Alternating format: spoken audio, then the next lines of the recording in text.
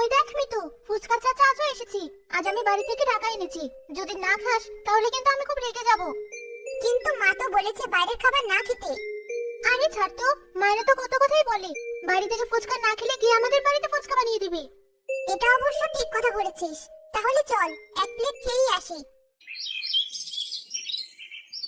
ওই দেখুন ওস্তাদ, দুটো মেয়ে এদিকে আসছে, মনে হয় ফুচকা খাবে।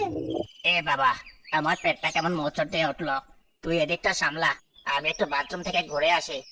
সে কি ওস্তাদ, ওই বাথরুমে তো পানির ব্যবস্থা নেই। আরে ছাড় তো, পেটে মোচড় দিলে পানি খেয়াল রাখা লাগে না, পানি ছাড়াই কাজ সেরে আসবো।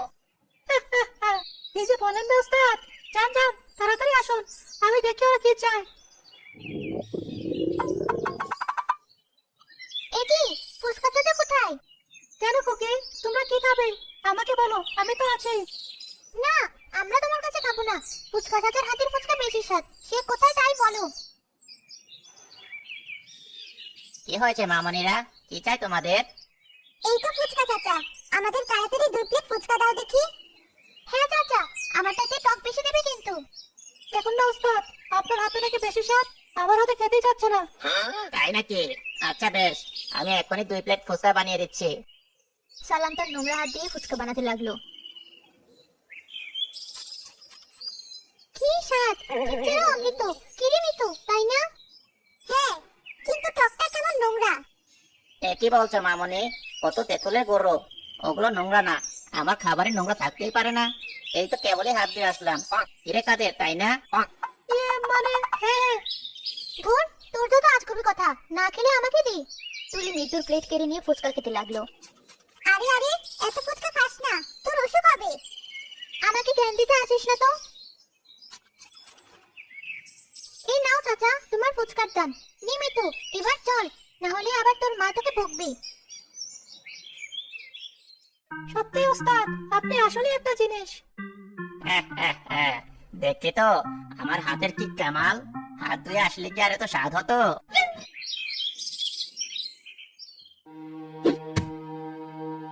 মা, মা কোথায় গেলি?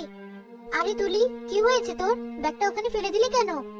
মা, আমার পেটটা কেমন ব্যথা করছে, মনে হচ্ছে ব্যথাতে আমি মরেই যাব। সে কি, হঠাৎ এমন পেট ব্যথা হলো কেন? বাইরে কিছু খেয়েছিস নাকি? না না মা, বাইরে আবার কি খাবো, বাইরে কিচ্ছু খাইনি।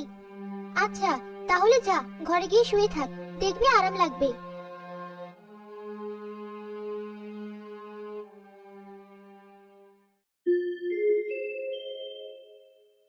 বাবা, তুমি এসেছো?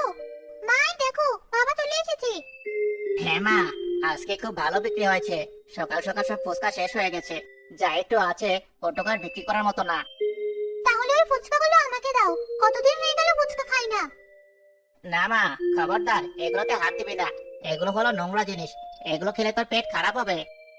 কিন্তু তুমি তো স্কুলের বাইরে সবার কাছে ফুচকা বিক্রি করো, তাতে কিছু হয় না? ওরা কি আর আমার আপন? ওদের কিছু হলে আমার কি?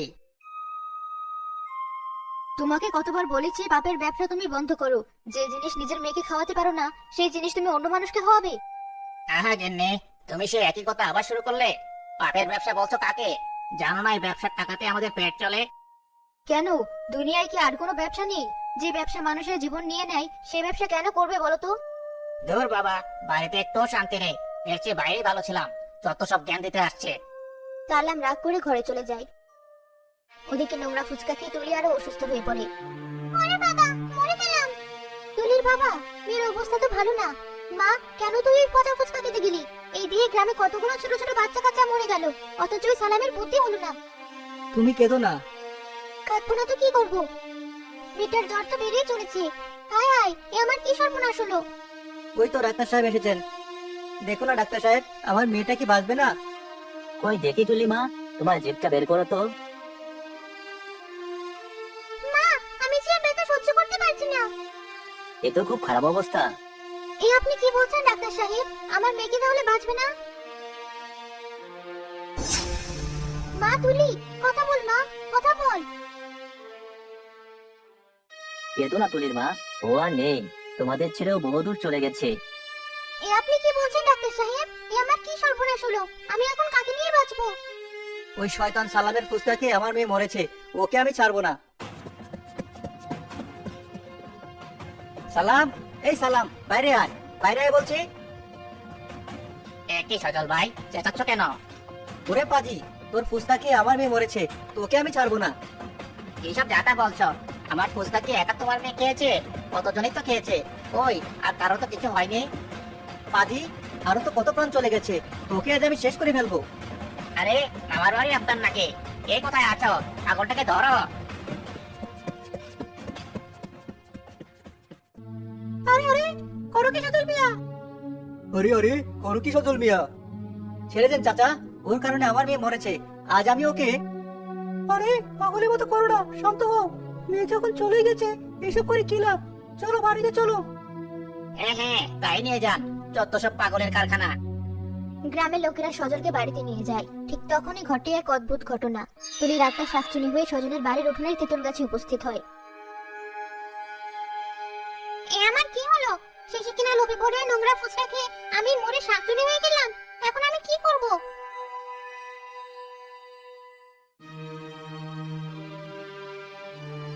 শান্ত হও সজল মিয়া, পাগল হলে নাকি? শুধু শুধু সালাম মেয়েকে দোষ দিয়ে কি হবে? আপনারা জানেন না চাচা, ও নোংরা ভাবে ফুচকা বিক্রি করে, ওকে বারবার ছেড়ে দিলে ও গ্রামের আরো বাচ্চাদের মেরে ফেলবে। আরে রাখো তো তোমার পাগলামি। বুঝতে কি গ্রামে শুধু তোমার মেয়ে খেয়েছে? আরো তো কত মানুষই খায়। ওই, তাদের তো কিছু হয় না। একে শুধু শুধু একটা মানুষকে মিথ্যা অপবাদ দিও না। শান্ত হও, আপনারা চলুন সবাই।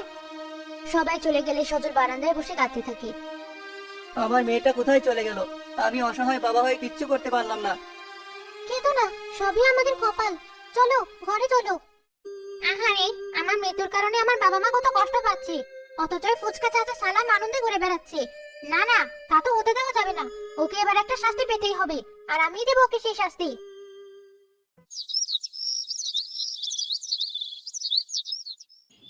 পরদিন সকালে সালাম আর কাদের তাদের ফুচকার ভ্যান নিয়ে স্কুলের সামনে যায়। বলিস কিরে কাদের, আমাদের এখানে আরেকটা ফুচকার দোকান লেগেছে? কারে তো সাহস?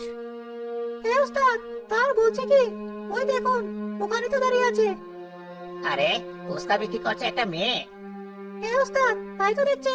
ওই মেয়ে যদি এখানে ফুচকা বেচে তাহলে কিন্তু আমাদের একটা লাঠি উঠবে। না না, এ আমি কিছুতেই হতে দেব না। যে করেই হোক, ওই মেয়ের ফুচকার ব্যবসা আমার বন্ধ করতে হবে। গরম গরম টাটকা তাজা ফুচকা খেলেই হবে রাজা। এসো তবে ছুটে এসো, ফুচকা খেলে এসে বসো।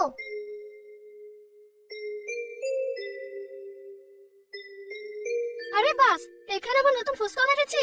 চল রাজু, ফুচকা খেয়ে আসি। না শিমুন, আমি ফুচকা খাবো না। সে কি, কেন? শুনিস নি, ফুচকা খেয়ে নাকি ওই পাড়া তুলি মারা গেছে, তাই মা আমাকে বলেছে ফুচকা না খেতে। আরে ধুর, ওসব মিথ্যে কথা। ফুচকা খেলে কি কেউ আবার মরে? চল চল। আচ্ছা বাবা, তুই না কিনে দাঁড়িয়ে থাকিস, আমি একাই খাবো। এসো এসো, ফুচকা খাবে এসো। তোমাকে তো আগে এখানে দেখিনি, তুমি নতুন এসেছো বুঝি? আরে, ওটা তোমার হাতে কি? এটাকে গ্লাভস বলে। আমার হাতে নোংরা যদি ফুচকাতে না লেগে যায়, তাই এটা পরে আমি ফুচকা বিক্রি করি। তাই নাকি? এটা তো নতুন দেখছি। কই, সালাম চাচা তো এসব করি না, তার ফুচকাতে তো অনেক স্বাদ। হ্যাঁ, তাই তো তার স্বাদের ফুচকা খেয়ে কত মানুষ অসুস্থ হলো, মরে গেল। কি বললে? না না, কিছু না, একবার খেয়ে দেখো আমার ফুচকা, ভালো না লাগলে পয়সা দিবে না। আচ্ছা বেশ, এত করে যখন বলছো, দাও 2 প্লেট খেয়েই দেখি। সে কি, তুই না বললি ফুচকা খাবি না, এখন আবার বলছিস খাবি? হ্যাঁ, এ তো আর সালাম চাচার ফুচকা না, একবার খেয়েই দেখি কেমন লাগে। শাকচুনি ফুচকাওয়ালি বানানো ফুচকা খেয়ে শিমুলার রাজা অনেক প্রশংসা করে। কি স্বাদ! কতবার সালাম চাচার কাছে ফুচকা খেয়েছি, কিন্তু এমন স্বাদের ফুচকা আমি এর আগে কখনো খাইনি। ঠিক বলেছিস শিমুন, আজ থেকে আমরা এখানে ফুচকা খাবো। কিরে শিমুল, রাজু, তোরা এখানে? মানে সালাম চাচা, বলছিলাম কি, বুঝেছি, নতুন ফুচকা পেয়ে তোরা সব দলে দলে এখানে এসেছিস। আর এই যে মেয়ে, কে তুই? এখানে কেন ফুচকা বিক্রি করছিস? কেন, তুমি নোংরা ফুচকা বিক্রি করে লোকেদের অসুস্থ করতে পারবে, আর আমি পরিষ্কার ভাবে এখানে ফুচকা বিক্রি করতে পারবো না? কি বললি? তোর এত বড় সাহস! একে তো আমার এলাকায় এসে আমারই পণ্য বিক্রি করছিস, তার উপর আবার আমার মুখে মুখে তর্ক। ভুল কি বলেছি? তুমি তোমার মতো ফুচকা বেচবে, আমি আমার মতো বেচবো। এত ভয় কিসের তোমার? তুমি যদি সৎভাবে কাজ করো, তাহলে আমাকে ভয় পেয়ে লাভ কি? ওরে মেয়ে, এই কথা! এতটুকু মেয়ে, অথচ মুখে এত বড় বড় কথা! আমিও দেখবো কদিন তুই এখানে ব্যবসা করতে পারিস। সালাম রেগে মেগে চলে যায়। সন্ধ্যায় ফুচকা বেচা শেষে শাকচুন্নি আবার নিজের আসল চেহারায় ফেরত আসে। যাক, আজ প্রথম দিন ভালোই ফুচকা বিক্রি হয়েছে। এভাবে ওই সালাম চাচাকে শিক্ষা দিতে হবে। কিন্তু এতগুলো টাকা আমি কি করব? টাকা দিয়ে তো আমার কোনো কাজ নেই। শাকচুন্নি আকাশে উড়তে উড়তে অবশেষে একটা গাছে এসে বসে। এই তো বুদ্ধি পেয়েছি। সালাম চাচার নোংরা ফুচকা খেয়ে অনেকেই অসুস্থ হয়ে পড়েছে। আমি তাদেরকে মরতে দেব না। তাদের অনেকেরই তো টাকার অভাবে চিকিৎসা হচ্ছে না। আমি বরং এই টাকাগুলো তাদের চিকিৎসায় খরচ করব।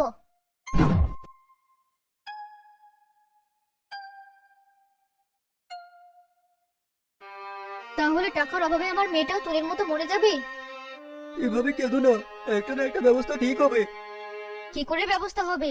ডাক্তার তো বলেছে অনেক টাকা লাগবে। কে দেবে আমাদের এত টাকা? আল্লাহ যখন অসুখ দিয়েছে, আল্লাহ চিকিৎসার টাকা দেবেন। চলো ঘরে চলো। আহারে, চাচা চাচি কত কাঁদছে। না না, আমি আর আমার মতো কাউকে মরতে দেব না। যাই, ওদের দরজার কাছে টাকাগুলো রেখে আসি। খুব বেশি টাকা না হলেও এটা ওদের উপকারে লাগবে।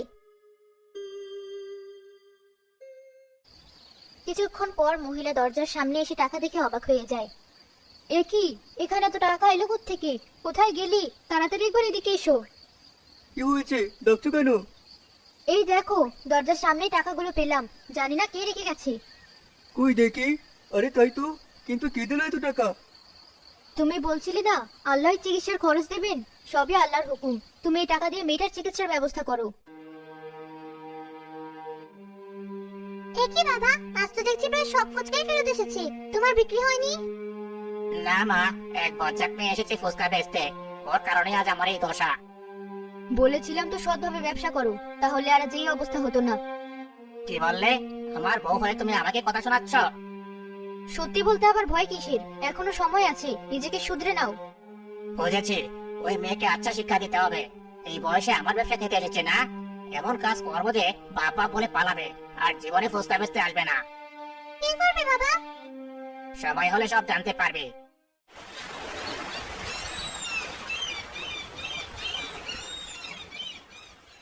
পরদিন সকালে সালাম আর শাকচুন্নি উভয়ই আবার স্কুলের সামনে ফুচকা বেচতে যায়। কিরে কাদের, এত বেলা হয়ে গেল, একটা মানুষ তো ফুচকা খেতে এলো না? ওস্তাদ, ওই দেখুন, ওই মেয়ের দোকানে কত ভিড়। তুই আর কাটা গায়ে নুনে ছিড়া দিস না। ওই মেয়ের একটা না একটা ব্যবস্থা করতেই হবে। আপনি চিন্তা করবেন না ওস্তাদ, আমার মাথায় একটা খাসা বুদ্ধি আছে। আপনি শুধু দেখুন আমি কি করি। কি করবি? এই দেখুন ওস্তাদ, এগুলো আমি নিয়ে এসেছি। একবার যদি ওই মেয়ের ফুসকার জিনিস এগুলো দিয়ে দিতে পারি, তাহলে এমনিতেই ওর সব কদর আমাদের কাছে চলে আসবে। তোর মাথায় তো দেখছি অনেক বুদ্ধি। বেশ বেশ, তাহলে এখনই কাজে লেগে পড়।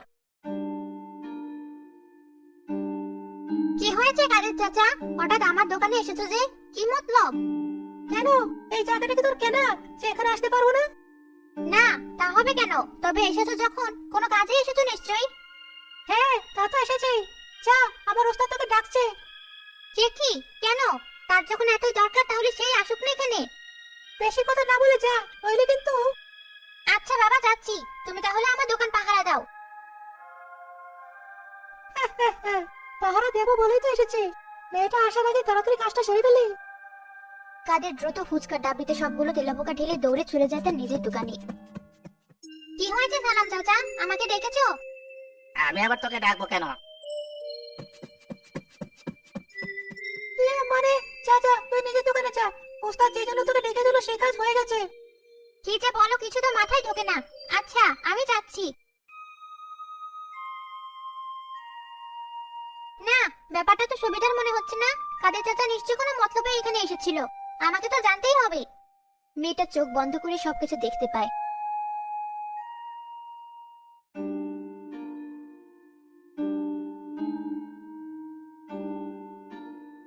ও, এই ব্যাপার। তাহলে তো সময় চলে এসেছে সালাম চাচাকে মোক্ষম শিক্ষা দেওয়ার।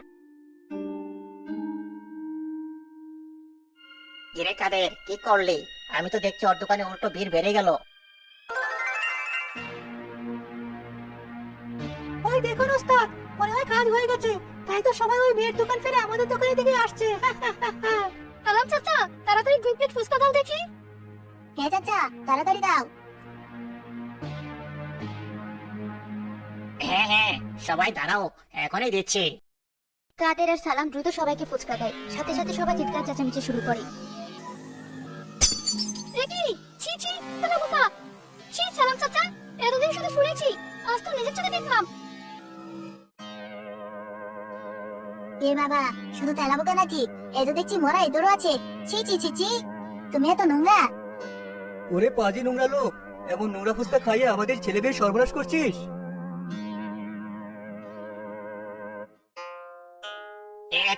কি হচ্ছে এসব? বিশ্বাস করুন, আমি কিচ্ছু জানি না। কি হচ্ছে জানো না তাই না? সজনী ঠিক করেছিল, এই লোকের কারণে তুলি মরেছে।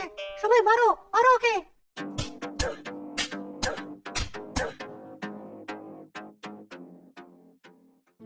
ওরে বাবারে, মরে গেলাম। কি কাদের, তুই না ওই মেয়ের ফুসকাকে তেলাপোকা মেশাতে গিয়েছিলি? তাহলে এসব কি হচ্ছে? আমি তো কিছুই বুঝতে পারছি না ওস্তাদ, আমার মনে হয় ওই মেয়ে নির্ঘাত জাদু জানে। কি হয়েছে সালাম চাচা, এখন কেমন লাগছে? ওরে শয়তান মেয়ে, আমাদের মার খাইয়ে এখন তুই হাসছিস? দাঁড়া, তোকে দেখাচ্ছি মজা। সালাম মেয়েটাকে মারতে গেলে সালামের হাতটা হাওয়ায় উঠে একাই ভেঙে যায়। ওরে বাবারে, মরে গেলাম। আমার হাতটা কে ভেঙে দিল? কে তুই? তুই তো কোনো সাধারণ মেয়ে না। এই ওস্তাদ, বলেছিলাম না এই মেয়ে নির্ঘাত জাদু জানে। আমি কে দেখবে? আচ্ছা বেশ, তাহলে দেখো। ওরে বাবারে, শাকচুন্নি, নিচে বাসলের পরের নাম, পালাই আমি। ওরে বাবা, শাকচুন্নি। হ্যাঁ ফুসকা চাচা, আমি শাকচুন্নি। তবে আমাকে তুমি শাকচুন্নি বানিয়েছো। ফুসকা চাচা, এই নামটা শুধু আমাকে তুলি ডাকতো। হ্যাঁ চাচা, আমি সেই তুলি যাকে তুমি নোংরা ফুচকা খাইয়ে মেরে ফেলেছো। তাতে তোমাকে শাস্তি দিতে আমার এই ব্যবস্থা, কিন্তু তাতে তোমার আক্কেল হয়নি। তাই আজ এক্ষুনি আমি তোমার ঘাড়টা মুটকে দেবো। ওরে বাবারে, না না, আমাকে মারিস না। আমার ভুল হয়েছে, দয়া করে আমাকে ক্ষমা করে দে। তোমাকে ক্ষমা করলে আমি কি আমার জীবন ফেরত পাবো? মা, আমায় ছেড়ে দে, আমার ভুল হয়েছে। আমি তোকে কথা দিচ্ছি, আর কখনো নোংরা ভাবে ফুচকা বিক্রি করব না। প্রয়োজনে আমি ব্যবসা ছেড়ে ফল বিক্রি করব। না না, তোমাকে ছাড়া যাবে না। তোমার কারণে যারা অসুস্থ হয়েছে তারাও তো চিকিৎসার অভাবে মরার পথে। দয়া করে আমাকে মারিস না। আচ্ছা, আমি তোকে বলছি, ওদের সবার চিকিৎসা আমি নিজের টাকায় করাবো, তবু আমায় মারিস না। বেশ, তুমি যখন ক্ষমা চাইছো আমি তোমাকে ছেড়ে দিলাম।